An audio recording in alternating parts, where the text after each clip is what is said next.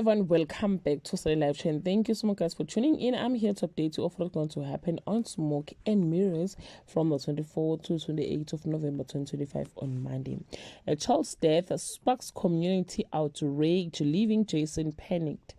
Sakile enlists Mantua to salvage his marriage with Petunia, while Tim faces backlash for selling vest at women's church meeting on Tuesday.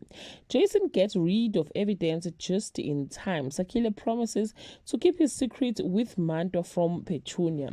Tim quits the side hustle while Sipho grows frustrated with his own situation on Wednesday. Petunia reacts angrily to Sakile's job refusal, forcing him to Azuleto for reinstatement. Leroy files a missing person report for Nomeva, while Sipho is offered a new opportunity during his dry spell on Thursday. Jason blames a minion for the school collapse, while Sakile is urged to consider politics. Leroy and Mandla worry over missing Nomeva, and Sipho misses a new opportunity.